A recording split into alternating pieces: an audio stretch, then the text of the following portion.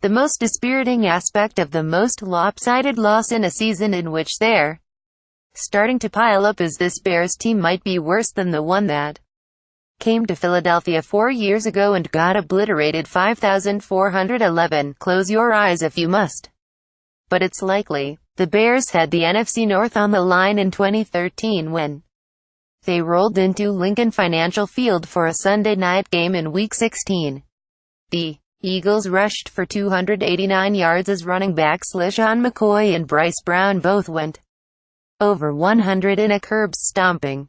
Nothing but future job security and pride was at stake for the Bears on Sunday, and a sloppy and at times disjointed effort by the Eagles. They lost 3 fumbles and committed 11 penalties that cost them 70 yards, was enough to humiliate the Bears. 313. Go ahead. Q questions about Coach John Fox's status. Is swapping out the head coach going to make the Bears more competitive in the final 5 games or better when the off-season program begins? Maybe, maybe not. The loss is the 4th straight for the Bears and drops them to 38. Increasing questions about the future and scrutiny on the coaching staff and strength of the roster. The Bears are destined to finish with a non-winning record for the 5th consecutive season. The remaining schedule gets considerably easier, but nothing comes easily. This bunch. Yes, the Eagles are rolling at 101 and are the class of the NFC, but this game wasn't competitive. The Bears finished with 6 rushing yards, but only after quarterback Mitch Trubisky broke off an 11-yard scramble in garbage time with just more than 2 minutes remaining. The Eagles had 16 first downs in the first half, and the Bears had 0.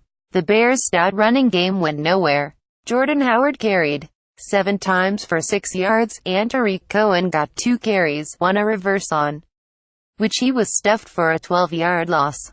Trubisky was ineffective, completing only 17 of 33 passes for 147 yards with 2 interceptions. As much as the Bears would like, he didn't look a thing like Carson Wentz, the last year's number 2 pick turned MVP candidate, who fired 3 touchdown passes. Reality is this Bears team could be considerably worse than the one that was wrecked here at the end of the first season under former coach Mark Trestman. That team finished 88 and had some final remnants of the Lovie Smith defense and some playmakers on offense, including Brandon Marshall, Martellus Bennett, Matt Forte, and Alshon Jeffrey, who scored a touchdown against his old team Sunday. If Trubisky pans out for the Bears, he's a game-changer who can and will redirect the fortune of the franchise. But if anyone attempts to convince you, one way or the other, they've determined his fate while watching him play with a ragtag collection of skill players, don't believe them. He has completed 52.8% of his passes, is averaging a paltry 6.4 yards per attempt and has 4 touchdown passes and 4 interceptions.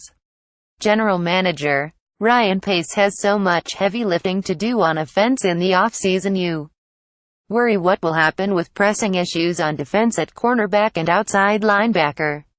The Bears still have a critical shortage of playmakers. They have far too many injured players once again, and it borders on overly imaginative to think they'll be next season's version of the Rams. Is the talent disparity between the best team in the conference and the third worst, the Giants and 49ers, have fewer wins so great that this wasn't even a competitive affair? It's a 101 team versus a 38 team. You know what I mean. Eagles left guard Stefan Wisniewski said, "We obviously have a lot of talent, really, everywhere, and we've got the number 1 run defense in the league, and they are primarily a rushing offense. So we stopped their run game, and that was kind of it from there." 5 games remain in year 3 of the Bears' latest rebuild, and it's a frustrating experience made difficult to evaluate because the powers that be waited until they were 2 years in to push the reset button at quarterback. Are they getting better? At the end of the year, it might only matter how Chairman George McCaskey answers that question. Just know they're certainly not any better off than they were here 4 years ago, and right now it's a giant wait-and-see with Trubisky while you look for other players to assert themselves. Boom Biggs at ChicagoTribune.com. Twitter at Brad Biggs. How most inept performance of John Fox era calls for immediate change at Hollis Hall. Play of the game. Alshon Jeffrey's touchdown helps Eagles beat down Bears. Rosenblum. Every week John Fox continues to coach the Bears, extends the Hollis Hall record for stupid